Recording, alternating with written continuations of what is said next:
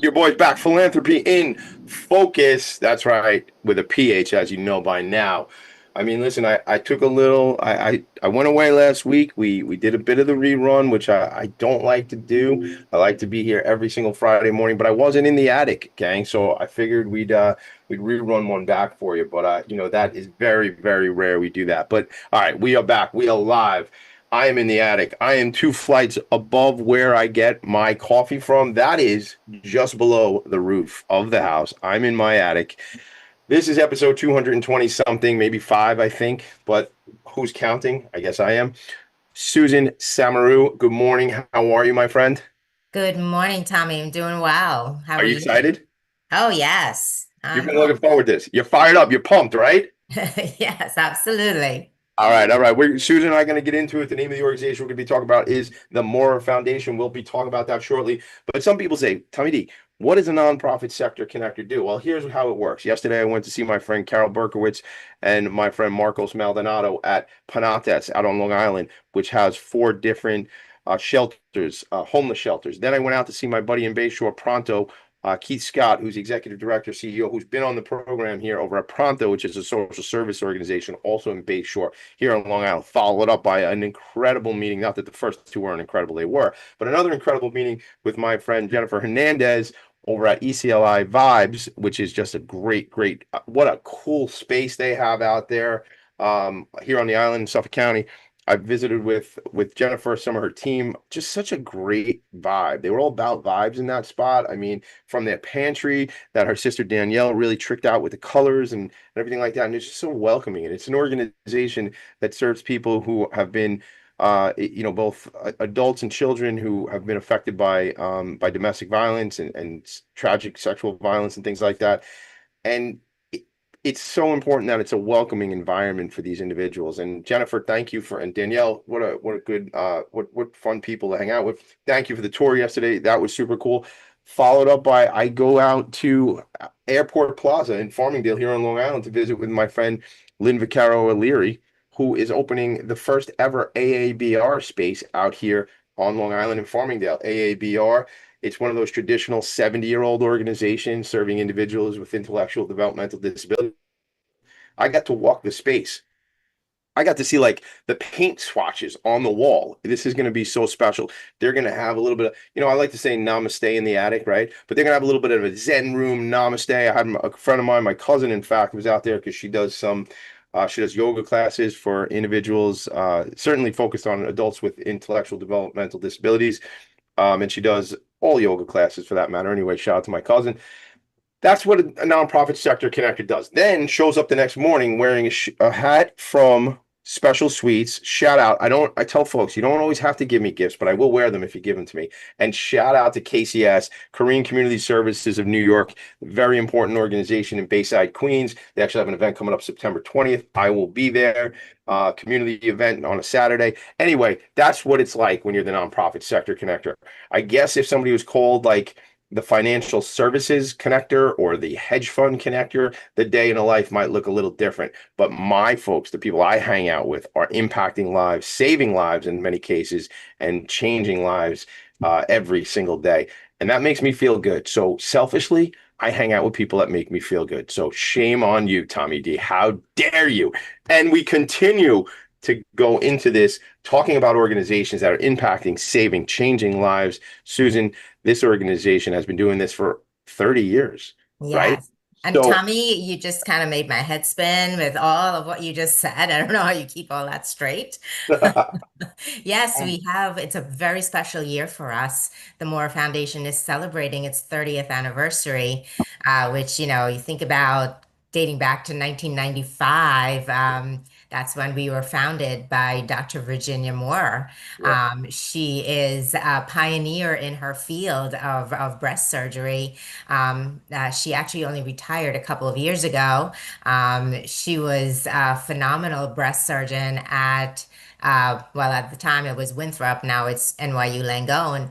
Hmm. And she's certainly done so much for women in the medical field and specifically in the field of breast health. And she had the foresight back 30 years ago to know that she needed to do something about breast cancer and about awareness. Hmm. And you think about, okay, how did the Moore Foundation all get started? Yeah. And she was one when she was seeing her patients in her visiting rooms and sharing with them knowledge and information about breast cancer. So many of them would tell her that I wish I had known this information beforehand, because at that point they were deer in headlights, Yeah. and you know Meaning, let me just stop you a second. Meaning, like she's engaging with them as they're receiving this diagnosis that nobody wants to hear, right? You're saying that folks would have loved to have some education about caring about themselves and being aware of things earlier on before they had any diagnosis so they could react or respond and do different things. Is that what you're saying? That's correct. That's exactly right. And think about 30 years ago, people didn't talk about breast cancer back then. Right, right. It was really kind of a taboo subject. You kept it a secret. Yeah. It was shameful. And it was also more of a death sentence. It's like, oh my God, you have breast cancer, like Yeah. you're going to die. Yeah. So she then started to educate their family members because those are the people helping to take care of you. And, it's just information overload when you're being told that you have breast cancer. Hmm. So she realized, I need to start getting this information out to more people. And it's so important to educate people at a younger age Yeah. before they get to this point Yeah. for them to have the understanding and the awareness, what is breast cancer? Yeah. And that's how she started the foundation because this started to get a little bit out of control for her to just manage it in her waiting room. Sure. Yeah, So she needed to create another entity that could do this work, which we're going to get into. But Susan, what's most important as starting the show is I want to know who Susan Samaru is and how you get here to this Moore Foundation and how you get. I mean, you're coming up on like 12 years, is that right? Or is it more than that's correct. 12 That's years? correct. So, I mean, so you're having a bit of your own anniversary, but I want to go back and I want to understand your story because as I look, you spent some time over at Big Brothers Big Sisters of Long Island. I know the organization for a long time. Um, how and you were there for a long time, many years, in fact, right? Like Yeah. Yeah. almost 24 years, Yeah. 23 years. Yeah. 23 years. So You know, how did that happen? Like, how do you get, like, why are you in the nonprofit space? How did you get to Big Brothers? And then how do you get to the Maurer Foundation? Let's go there for a bit. I promise we're going to get sure. into education and programs and key points to know about Maurer Foundation, the Maurer Foundation, and things that are coming up. But I want to know who you are. Sure. So, I was raised in Queens and I went to NYU and I actually thought I was going to major in math. Hmm. And, after taking some very high level math courses and calculus classes, I remember sitting in my classroom and thinking, what am I going to do with this? Yeah, When things got so kind of like out there, yeah, when it was like, complicated. how am I going to apply any of this? And then I took a psychology class and I thought, wow, I really enjoy this. Hmm. And I thought, I really think I want to work more directly with people in some way, shape, or form because this is what I enjoy doing. And right out of college, a couple of weeks after graduating NYU, I started working at Big Brothers Big Sisters. Really? So that was your first gig. All right, I want to go to that story, but because of my beautiful brain and how it works and goes in different ways, when I hear the Q bar or when I hear Queens mentioned, I gotta get to something. Shout out to the Queens Chamber of Commerce. In fact, I have LinkedIn pulled up on one of the monitors and I see there's a picture of you and my very good friend Brendan Levy. And is that Roe? Roe Silvan on that picture? I think it is. Yeah. There's a bunch of this is out of Queen and a guy with a handsome guy with a bow tie on. That's not me. I don't wear bow ties. I barely wear ties anymore. Here's the question. Queens girl, Queens woman, growing up, right? there's a baseball team that plays in Queens. Is that your team? We need to know here. People need to know. The Don't Yankees are my team. you can't do this. I can't believe I saw you put your head down. You cannot come from Queens and become a Yankee fan. I mean, you can. People do it, and I completely disagree with it. It's not. It's inappropriate. Listen, let me tell you. So the story behind that, I came to this country when I was 9 years old. Okay. Did never heard anything about baseball, did Where not where understand what the country? sport. Where before you came here? From Guyana, From South Guyana. America. So okay, so you go to Queens because you got Little Guyana and Queens. I know the neighborhoods, right? So all right, so you get So I know cricket. you know The cricket. ball Yeah. is on the ground. Yes. My uncle took us to our first baseball game, which was a Yankee game. And I thought this was the craziest sport that the ball goes in the air and then you hit it out there and it goes into certain areas and it's no longer good, Yeah. if it's a foul ball. Why There was everything's such in is thing. that I don't know cricket. Is everything in play? Like, Everything's in play. oh, So it was very strange to understand how but I thought it was amazing. Had my yeah. first hot dog and thought it was the best thing I had ever eaten. So this is a little kid at 9 years old. That was my introduction to Your first baseball. experience, you are up there in the mecca of baseball. I understand it. Up there in Yankee Stadium, the old Yankee Stadium. Not to date ourselves, but it had to be the old Yankee Stadium if you were Of nine. course. And the really the again, as a Met fan, I just like to hear these stories because look, now we know. Now we know you're a Yankee fan, and now I know if I get Yankee tickets, I will not go with you, but I'll give them to you. But hey, I'm not a Met hater. No, I I, am a and I true appreciate New it. Yorker. Yeah, So no, I and I love that. know. I love that. But again, it's those certain things that happen as a kid. I have a funny story one day, not on the show now because we don't have time, but about how my son and my mother-in-law my mother-in-law is a Yankee fan, and she was gonna try and get my older of my two sons to be a Yankee fan. That did not happen. We took care of that promptly and swiftly. But anyway, that's a whole nother story. But she thought it was kind of cute and fun to do that. Said, "Oh, we're gonna make Tommy D's kid be a Yankee fan." Well, that didn't happen. Anyway, when I hear Queens, I think about that stuff. So shout out, by the way, I mentioned the Queens Chamber of Commerce. I see some of the work you're doing there. So you come out of school, you change your focus, I guess, from math to psychology. I mean, I'm looking on LinkedIn. You have your bachelor's degree from NYU in psychology. So you made the shift. One quick anecdote. I used to go to Baruch in New York City. And I didn't go often enough, which is why I didn't graduate from there. But I realized I was a finance major, and I realized I did graduate with my degree in finance from SUNY Old Westbury. Shout out SUNY Old Westbury for sure. Shout out SUNY. Shout out CUNY. But I realized you cannot miss calculus for like 6 weeks in a row and then show back up for the class. That's not actually a thing you can do. Some classes you could pull a move like that off. That is not one of them. So, gang, show up for those if you're going to take them. But you made this pivot. You decided psychology was the way to go. We're going to go to break in a moment. But before we do that, your first gig is to go to Big Brothers Big Sisters of Long Island. How did you make that decision, and what was the role you were taking on there? This was back in the day when job ads were in Newsday. Now I'm really dating myself. Me too. We're together in this one, man. It's all good.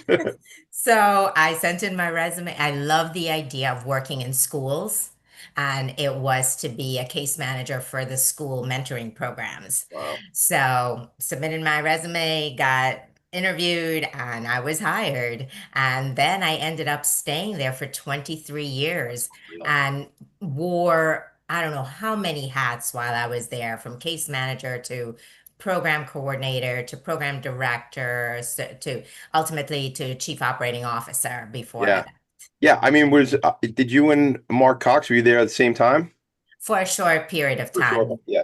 Yeah. Yes, yes. Yeah. So shout out to Mark and the team. Shout out to Meredith over there on the development side. And, Mark Cox, the CEO, has been on the program. I hope you're well, Mark. It's been a minute. Should catch up soon. So you get there to that organization. I want to hear all about that experience of working with the young people. To stay anywhere for 23 years right now is like a different world. I mean, Absolutely. the young bucks, I would say they'd be like screeching off the road, pulling their car over, but they're probably in the back of an Uber, so they're not driving their own car anyway. But I'm just kidding, everybody. I'm just joking. But I think that because 23 years, that's like, wow, that's like old school, right? Yeah, So we're going to absolutely. hear, I want to go when we come back, we'll go to break. We come back, I want to hear that journey, what that was like, the work you did. did. And obviously, we'll transition that into when you did decide to make a move and come over to the Maurer Foundation and what drew you to this work and what you have been doing for the last 12 years in this role. So you're super loyal from a employer perspective. You know what I'm Yeah. saying? I dig that. I dig that. Yeah, and you don't see it. Again, I don't want to offend any of the young folks out there, but you don't see that too often anymore. There's a lot of movement. Yeah, yeah, it's very different. It's a different world for sure. So I love that. We'll get into all these stories. I'm glad you're here. Susan is my guest. The organization is the Moore Foundation. I am the one and only nonprofit sector connector. Right back. Philanthropy and focus. Are you a conscious co creator? Are you on a quest to raise your vibration and your consciousness? I'm Sam Leibowitz, your conscious consultant, and on my show, The Conscious Consultant Hour Awakening Humanity, we will touch upon all these topics and more. Listen live at our new time on Thursdays at 12 noon Eastern Time. That's The Conscious Consultant Hour Awakening Humanity, Thursdays 12 noon on talkradio.nyc. Are you a high-achieving, growth-oriented leader? Are you interested in developing your authentic leadership while creating a healthy, inclusive workplace? Hi, I'm Dr. Mira Brancu, host of The Hard Skills on talkradio.nyc at 5 p.m. Eastern on Tuesdays, where we discuss how leaders develop the hard skills needed to make a greater impact.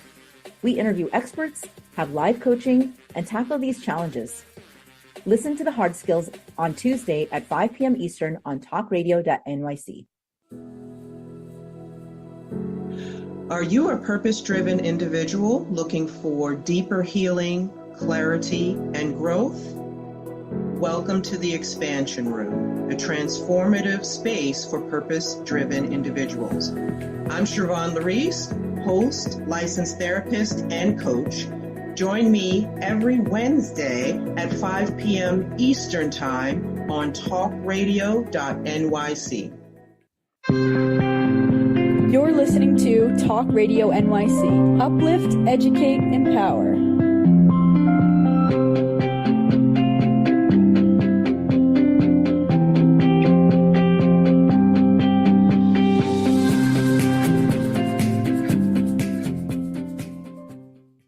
Nonprofits need connections to move in good directions. So cut through all the static. Join Tommy in his attic. So a couple weeks ago, everybody, I'm on a meeting for the nonprofit committee for the Queens Chamber of Commerce. And my guest, who's here with me, Susan Samru, was in that meeting or on that meeting, I guess is a better way to say. Like I say, we're not in Long Island. I don't live in Long Island. I live on Long Island. Anyway, she was on the Zoom meeting with me. And I was like, so I told the story. So the song that you just heard, Nonprofits Need Connections, Move in Right Directions, that is not me singing. And I know you probably all want me to sing it. And I'll text me. I'll sing it to you later. But that is my friend. You just made a face like, I don't think I really want him to sing it. I caught that? Did you make it like, maybe he shouldn't sing it? I'm calling you Hey, out. you don't want me to sing it. All That's right, for fair enough. sure. Oh, I don't want you to sing. All right, well, so that is my friend Brendan Levy. I call him Uncle Brendan Levy, and I found out that you did call him because I said you're going to get a call from a bunch of people that you're now Uncle Brendan Levy, and so that is my friend VP of business development at the Queens Chamber of Commerce, Brendan Levy, who we wrote the song together. He's the singer in the song, and that's how life is all intertwined and interconnected, right, Susan? So we happen to be on that meeting. And he's got a band and this whole thing. I actually was away last week, and they played last Saturday night out here on Long Island, and that's kind of what we were talking about, you and me, right? Like that we're gonna. I don't know if you were able to go out and see the band. I did, and Get out of he's here. the real deal. They rock. It was Yeah. really, they were amazing. I brought my husband, my friends. Isn't it We had an fun? awesome time. So they were at Doc's. That's right. I remember that's how it all, I didn't know you got to go. So that's good we're doing this now because, you know, they're incredible. They used to be called The Goods back in the day, everybody. So Google them, the 1990s, Google The Goods, the band, Brendan Levy, the whole thing, Leavey. And now they're called Damaged Goods because they're old men and they don't move around as good as they did in the past. But he rocks, right? They do a great show. He was just incredible. I really the first song that and I told my friends, hey guys, I don't know how I this don't is know gonna what we're be. in Let's for, just right? because here he is, in a suit and tie all the time whenever I see him. I wasn't sure what to expect. He gets up there and he has a great voice, Yeah. and the entire band, the sound was so good, I and love that you everybody went. was dancing. It was Yeah. great.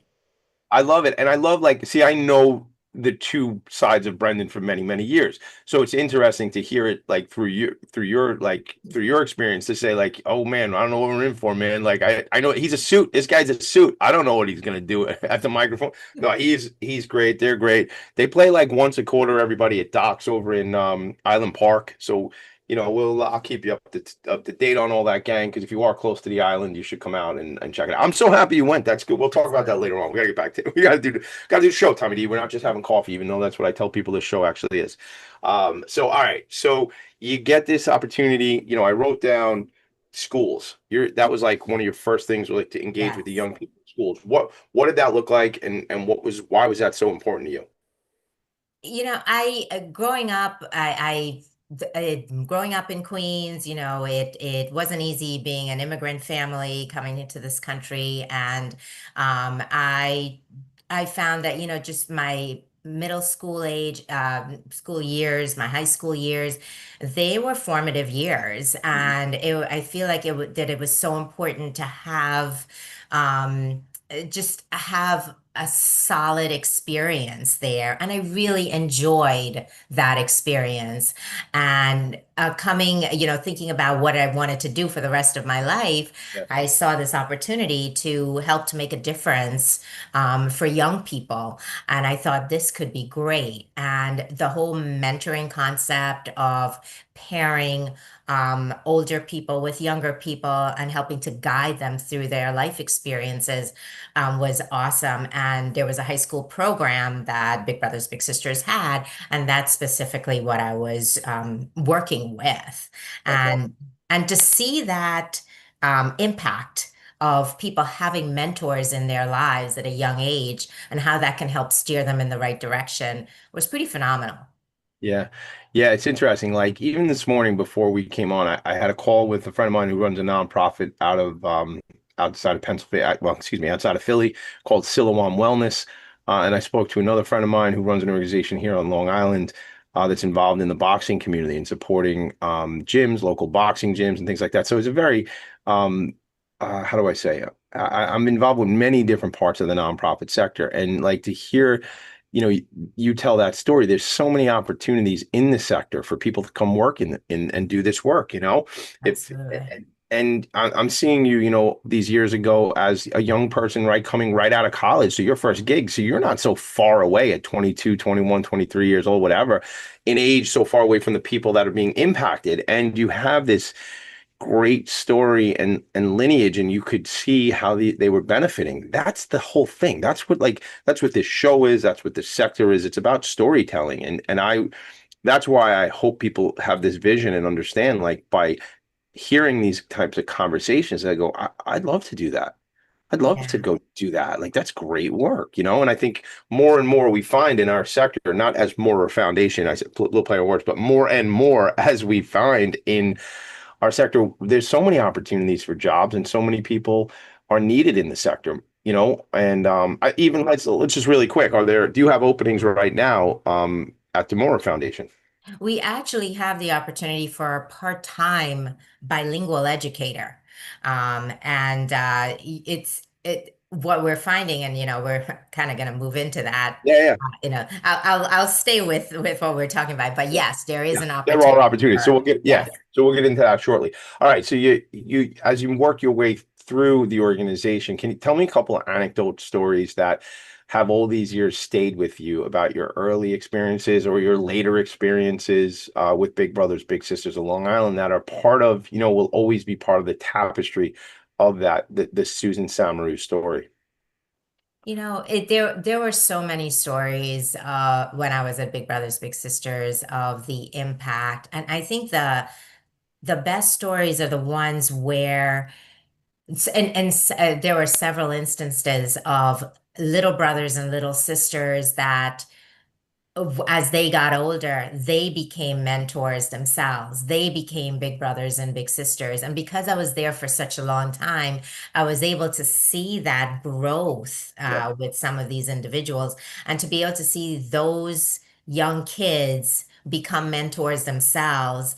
And because they knew firsthand how important it was, because, the worst thing is for someone to sign on to be a mentor and then not follow through with their commitment, Yeah. and that was always the biggest challenge, was to recruit, especially big brothers, Yeah, because I've always heard that. They've always, and my friend Bert Lurch, love Bert Lurch, very good friend of mine, sits on the board of directors there. I mentioned Mark Cox and mentioned Meredith, and they always seem to have the challenge to have big brothers, bigs men specifically, right? In your experience, and that was always kind of, that was always the case, yeah, because it's single parent families, where moms are looking for mentors for right, their sons. right, That's quite often the case, unfortunately. yeah, And there is, we say it, and there's always a shortage of men yeah, that are ready, willing, and able yeah, to make that commitment. So yeah, yeah. there's this imbalance. Yeah, and it's so to hear that whole that arc of, somebody was served by the organization as a little and then comes back. I mean, God, what's better than that? Like that's the whole thing. Like that's it. That's the Absolutely. right, the ripple effect, the paying it forward of all that, where now the organization and the young people are all better off. But let's be honest here. I talk about, my little sneaky trick about nonprofit volunteer work is it is so fulfilling for the person doing the work. So Yes. gang, of course there's commitment and air quotes sacrifice and some selflessness of being a mentor. But you got to tell me, Susan, so many people get so much out of being a mentor. Not, I mean, my words are messed up here. There's so much benefit in doing that work, not just Absolutely. on the little, but for the big, right? Talk to me about Yes.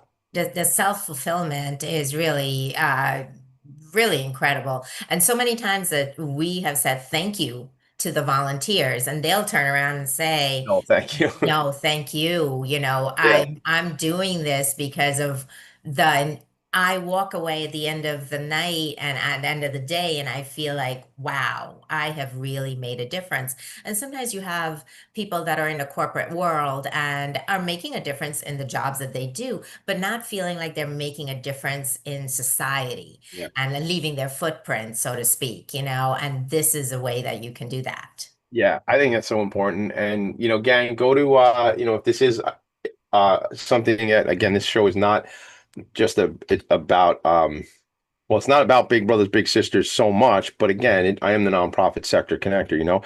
So go to let me get the website for them real quick so folks can go. If you want to be a big or if you have a child who could use that mentorship, go to bbbsli.org, bbbsli.org, Big Brothers Big Sisters li.org. Maybe I'll share it during the break. But when we come back from the break, we are getting right into what the Maurer Foundation is all about. Back to Dr. Maurer, Dr. Virginia Maurer, and the story and things like that, and why the organization was created, the important work that Susan and her team are involved with every day. And, the 30th anniversary is coming up, but also the month of October is Breast Cancer Awareness Month each year, right? This is Go Pink. We see it with the NFL. We see it with a lot. I mean, I think even MLB does some stuff, I think, too, with like, Yes. yeah, right. I see my son, the baseball son, wears like pink arm sleeves and stuff like that. So we'll get into all that. So Susan, a lot to cover, a lot to get into. Thanks again for being here, gang. We're going to be right back. I'm going to take a quick break right now. Show's Philanthropy and Focus. When we come back, we're going to be talking about the Maurer Foundation and the impact. Right back. Misalignment within your sales team or with the client stalls deals and creates unnecessary friction for you and the client, resulting in up to 37% lower win rate. If you're in pre-sales, sales management, or sales enablement, and you'd like to increase revenues, win rate, margins, client satisfaction, and stay competitive, this show is for you. Hi, I'm Art Fromm, host of the Making Seamless Sales Show. Please join me live Thursdays at 7 p.m. Eastern on talkradio.nyc.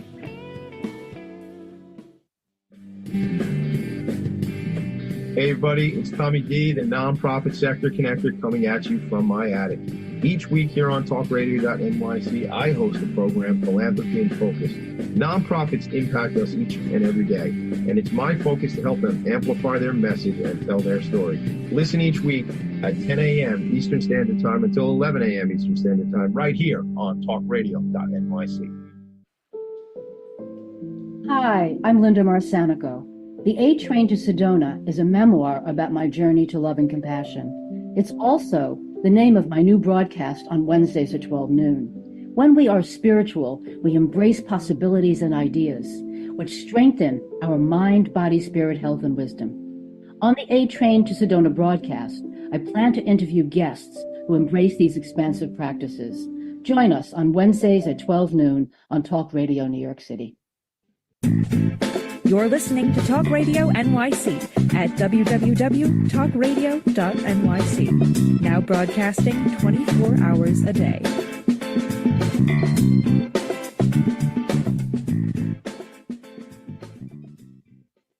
Nonprofits need connections to move in good directions.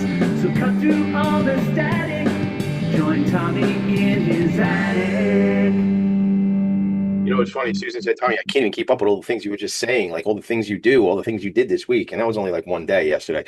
But like, that's the static that we're trying to cut through. So cut through all the static. My guest is Susan Salmer, the executive director of the Maurer Foundation, 35 years of nonprofit leadership, and has guided this organization since 2014. So we're going to get into all of that. Look, 1 in 8 women in the U.S. will be diagnosed with breast cancer in their lifetime. It says here, don't become a statistic, reduce your chances of being diagnosed by educating yourself. This is on the website, gang, which is Maurer Foundation, but I'm going to spell that out for you. Maurer Foundation.org, Maurer Foundation.org. Since 1995, the organization has reached 525,000 plus students to educate them in high school, college, as well as parents, coworkers, and neighbors. Again, it's all about education, right? It's key. Education is key. Awareness is key. Let's talk about that.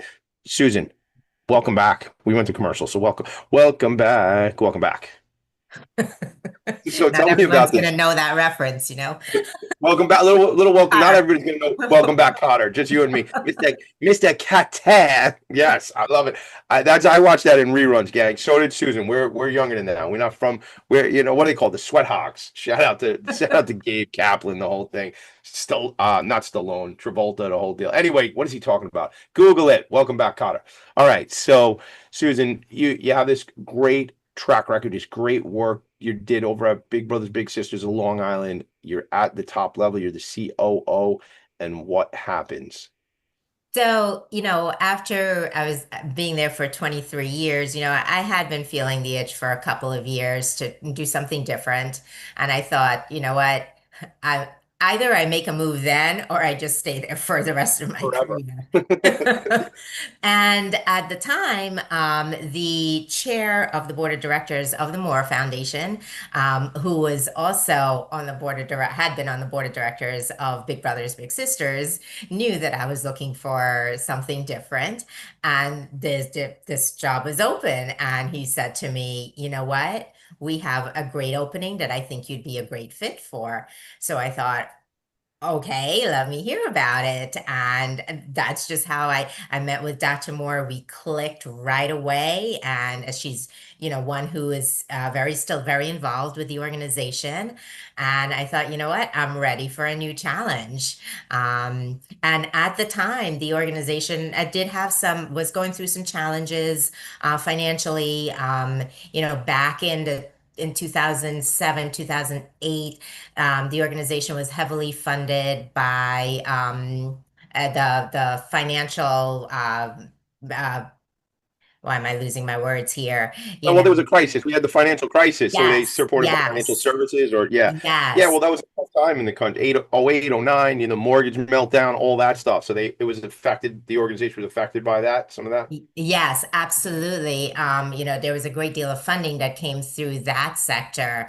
Mhm. So there was after that, there were several years of the negative impact that that had on the organization. So I saw this as a challenge to, okay, let me see if I can help to kind of right the ship here.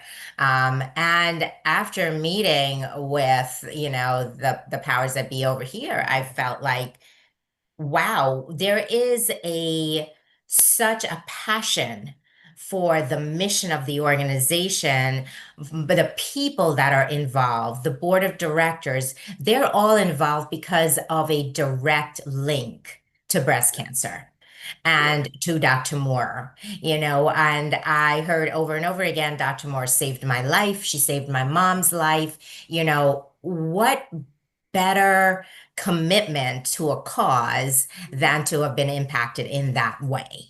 Yeah, yeah, So, yeah, and you find that that also is a driver of support. When I say that, I mean dollars support of the organization because of that connection to the experience, the work, and the impact it's had on their families translates to that level of support in a lot of ways. absolutely, and it's people are not coming to support this organization because they want to see their name in print or they want to get the recognition for it. They're coming here because of a true commitment to what we do and the impact that we have on our local communities. Mm. And if you rewind the clock to 30 years ago, when Dr. Moore first started doing this, that's how she got people on board. It was the people that were directly impacted. And then I heard about, as to hearing the mission and the impact that the organization has, it definitely resonated with me. I have not, luckily, knock wood, I have not been directly impacted by breast cancer, but who doesn't know someone that has been impacted? Yeah, And yeah, I thought, you know what, if I can help to make a small difference in those numbers, I jumped right in. And here I am 12 years yeah. later. So you came in as the executive director, That's right? correct. So you built up all this experience and knowledge and things like that through the ranks from your quote unquote first job, your first gig at right out of college. So you had seen so much of the mechanics and the running of a nonprofit organization. So you had the experience and you were ready to roll at this new organization. Absolutely. And as a small nonprofit, you end up wearing many hats. And I'm No sure you've kidding. seen this from your experience. You're doing Yeah. HR, you're doing marketing, you're doing the hiring process, you're doing trainings, you're doing fundraising, you are the networking person, Yeah. Yeah. you're juggling all of it. But I think at the heart of it is being able to talk to people and being able to relate to people and coming back to that psychology background that I have and Yeah. just, being able to engage, I think is key in Yeah. everything that we do. Yeah, and I think a lot of that is what we do on the show. I don't even know if I've said it yet today, but we help nonprofits tell their story and amplify their message. And that's what to me, a lot of it is storytelling, right? It's how do we get people to Absolutely. commit to our organization? And I was speaking to somebody earlier today just about storytelling. It's about getting people. You talk about engagement, you talk about communication, you talk about psychology. That's the human experience, right? That's just connections. And the way you get to this organization, this role was through networking. You said there was this link between Yes, someone who sat on the board of both organizations, and that's how you got there. Some people might not call that networking, but it is. it It's absolutely is. relationship building, it's connections, it's staying in touch, it's developing strong relationships. I mean, listen, man, you and I are going to talk next week because I'm writing notes about some connections I have for you. But like even our agency, Vanguard Benefits, our employee benefits agency, I mean, we talk a lot about wellness. We talk a lot about education. I mean, we sell and service group health insurance. And I only bring that up to say, I was meeting with my partner earlier this week, and I said, I'm having Susan Samaru on the show, and I want to talk to her about opportunities to educate our groups about being aware of what breast cancer is.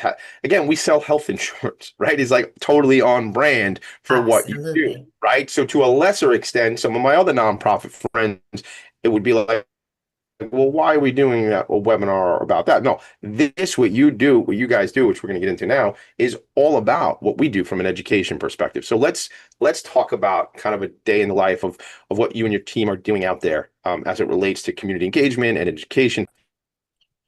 So the crux of our program, it's really educating young people, going into high schools, going into their health classes, and teaching them about breast health, teaching them how to do a proper breast self-exam.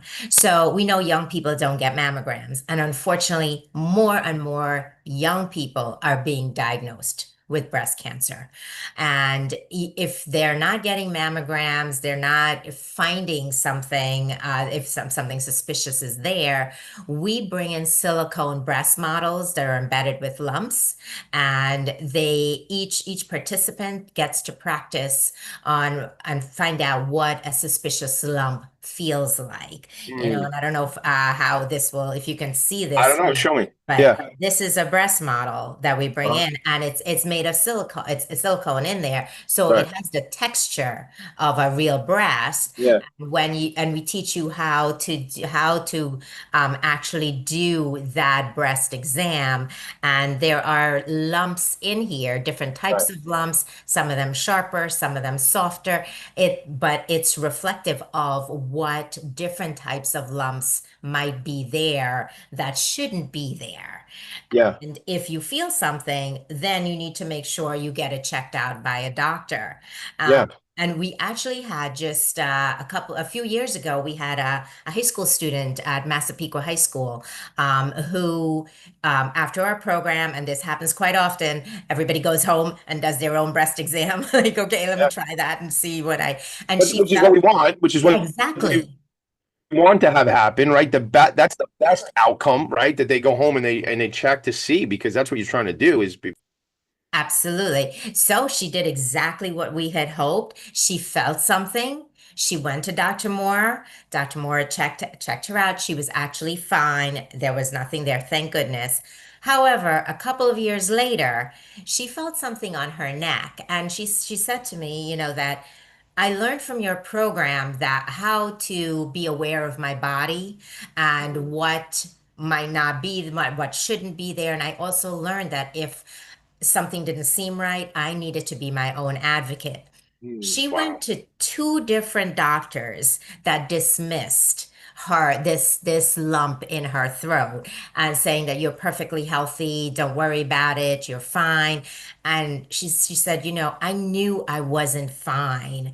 And it was the third doctor that said to her, this is not fine. She had cancer in her throat, and they were able to take care of it and get it out. She's now in her mid-20s, and she's a teacher, and thank Mhm. goodness she is healthy.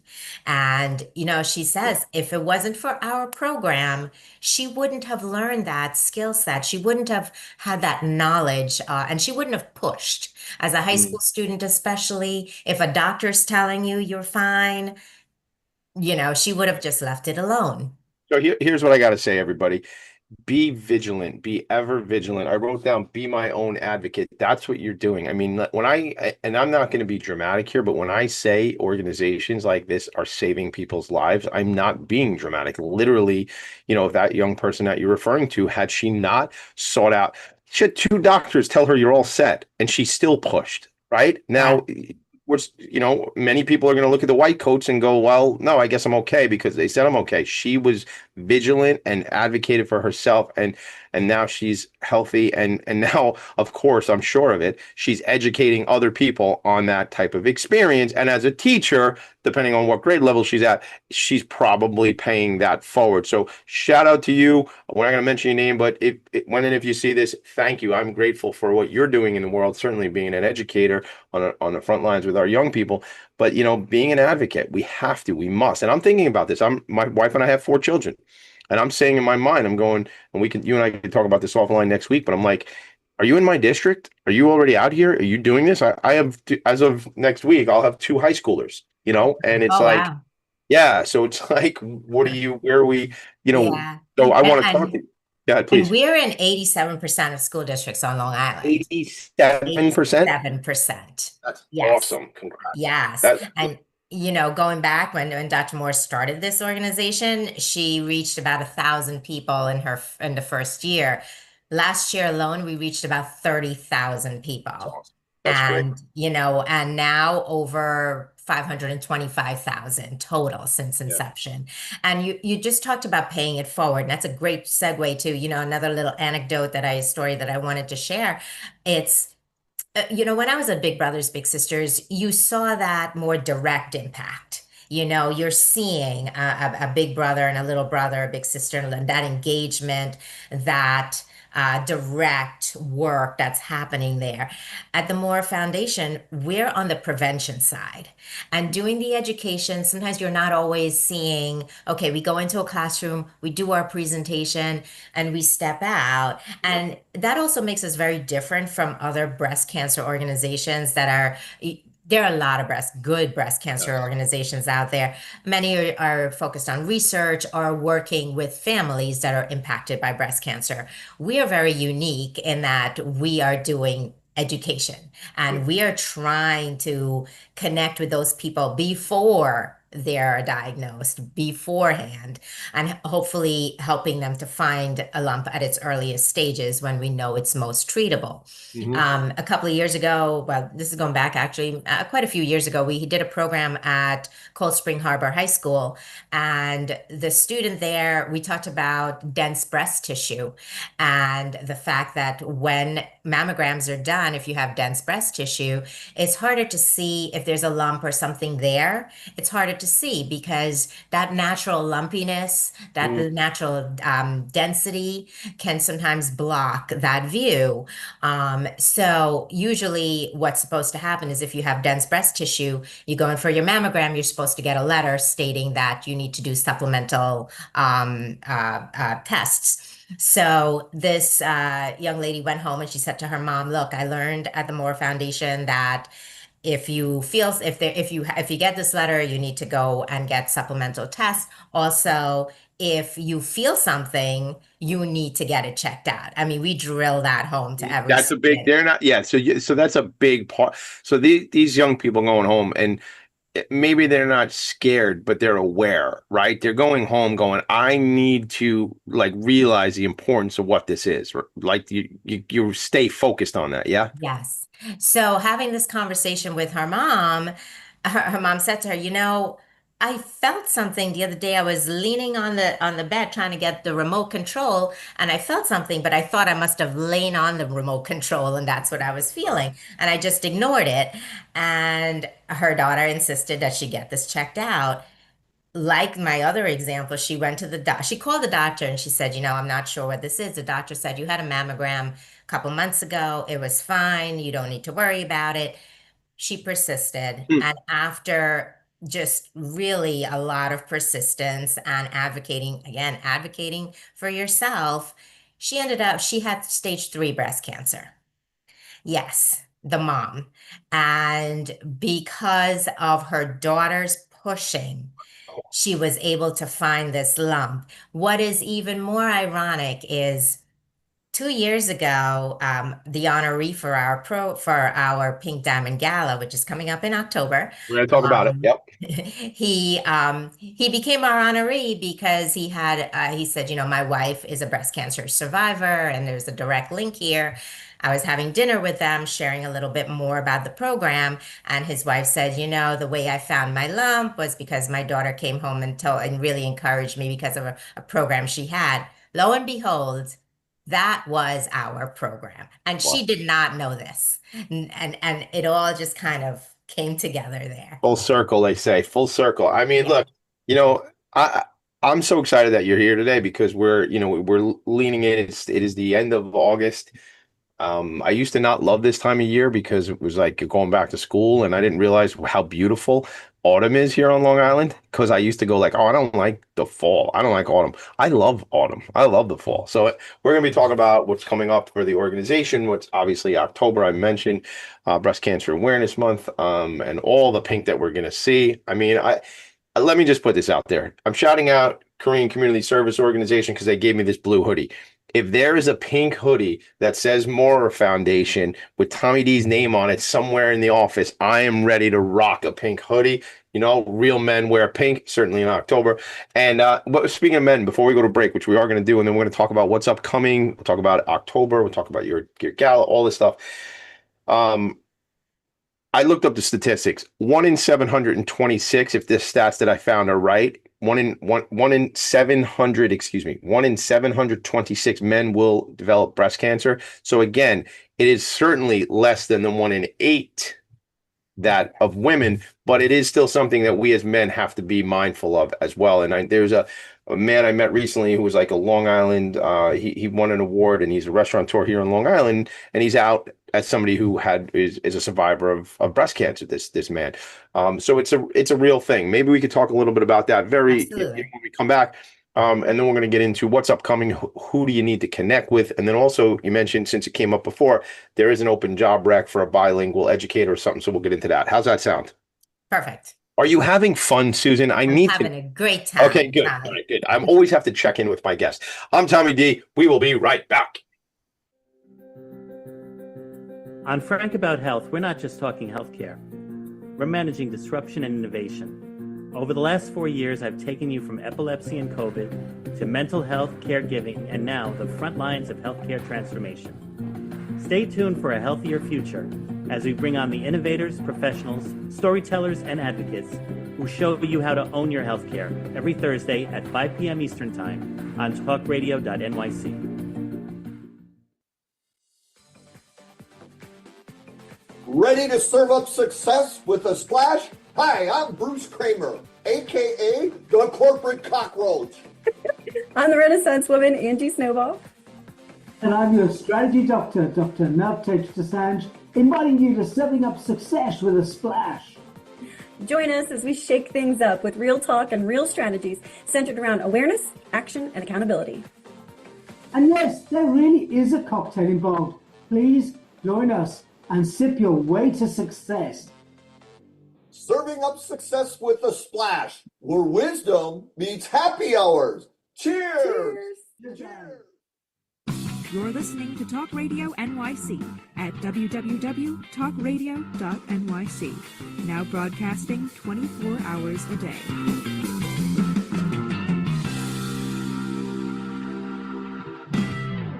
Nonprofits need connections to move in good directions. So cut through all the static. Join Tommy in his attic. All right. You're already here. You join me in the attic, everybody. All right. So here's the thing. Funny things happen to me. One time I had a guest on my show. Her name is Kimberly Kay. She's with McBride Consulting. She's incredible. She does grant writing and different things for nonprofits. And I said, I found something in her bio at the last moment, and it was about that she is the lead singer in a band. And I asked her like something towards the end of the show, and then I got invited to go see her. She was performing for the new album in New York City. Long story short, I just found something in your bio. What is the Eastern Motor Racing Association? What is that, my dear? And then we'll get into what else we have to talk about. But what is that? My husband and my son are both car racers, and I have found myself as on the board of directors. I'm the treasurer, and I'm also the track day in charge of track day operations at our tracks at Pocono Raceway. So I do all the announcements. Come on. What, like Riverhead too, or what? We don't do Riverhead. Okay. It's longer tracks. So okay, first of all, I hang out in the Poconos a bit. Second of all, I need to be like with you, like I don't know, in the booth or whatever. I need either your son or your husband to drive me around the track. Whole other story. You and I carved out time next Wednesday to talk about some other things, so we will talk. But see, that's the thing. You never know what people are into, man. People, that's why you should have not been shocked when I told you Brendan Levy is a singer in a band, because you're on the board of directors for the Eastern Motor Racing Association. Who knew? We'll get into that next week, but let's get into this now. What's upcoming for this organization? How can we help? Okay, so in October, October is Breast Cancer Awareness Month, and we find that everybody thinks that breast cancer happens in October. It does not just happen in October, Right. but that's the month that we find that a lot of people want to support our organization, want to help us out. There are a number of places that will do events on our behalf. They'll raise funds, get the awareness out there. We provide them with information that they can share with their constituents. They raise money and give it to the foundation, which is phenomenal. And it's a great way for us to get our name out to of people that are not our regulars, so to speak. We have a number of car dealerships that will do a test drive during the month of October. And for every test drive, they'll give us $10. At the end of the month, they give us a nice check. They pink out. You know, if you have your husband and son involved with those test drives, you could probably make more money because they probably drive really fast. Like I'm talking really fast. And if they drive fast, you can make $10 in 5 minutes instead of 12 minutes or 18 minutes. I don't think those dealerships would appreciate that. No.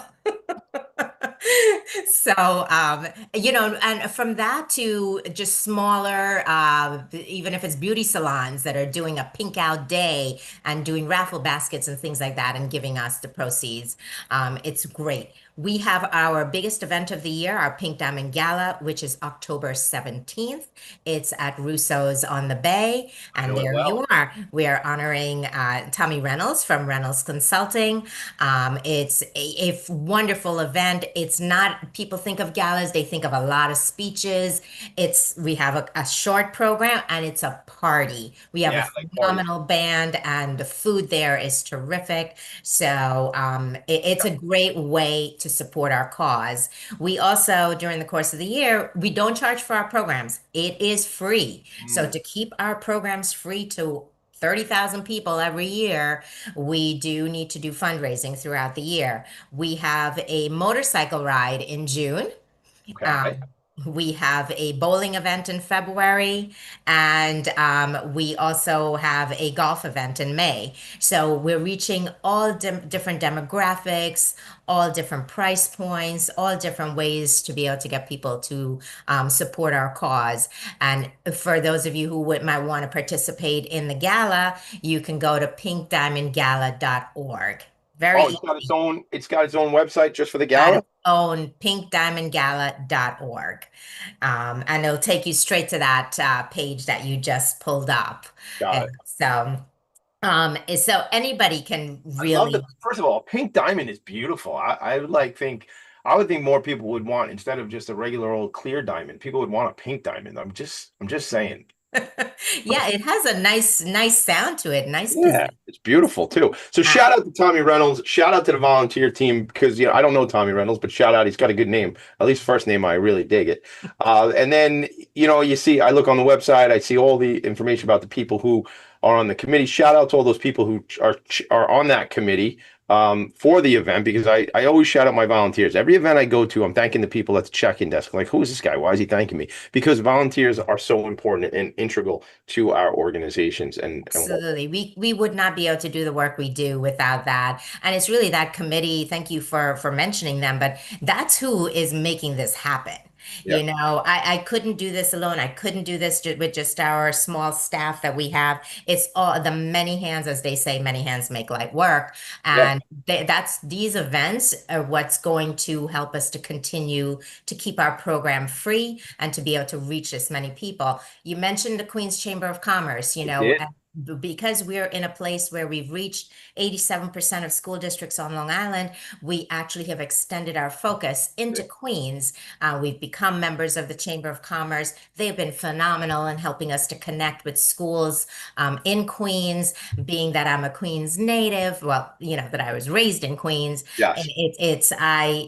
It's really particularly important to me, really resonates with me that we're able to bring our programs to those young people. And I expect that we're going to be able to make a lot of headway this school year, which is, next week. Next week it is. Don't tell the kids. The kids don't want to hear it, but it is next week.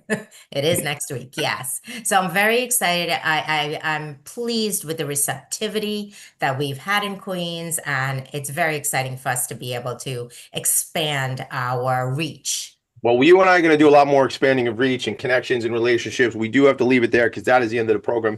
That's how fast an hour goes. We packed in things. We're talking about racing cars. We're talking about big brothers, big sisters, and we're talking about the Maurer Foundation, the important work. Go to Maurer, Maurer foundation.org. Really quick, there was a role you have open, an educator, a bilingual educator, right? They could find that on the website. Who should they contact to connect with the organization more, Susan? What's the best way to keep in touch?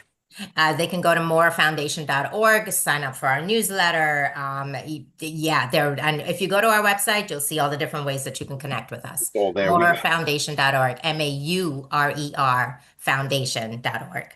And I am the nonprofit sector connector. This has been another In Focus production. Make it a great day. Thanks, everybody. See you next week. Thank you, Tommy. Profits need connections to move in good directions. So cut through all the static. Join Tommy in his attic.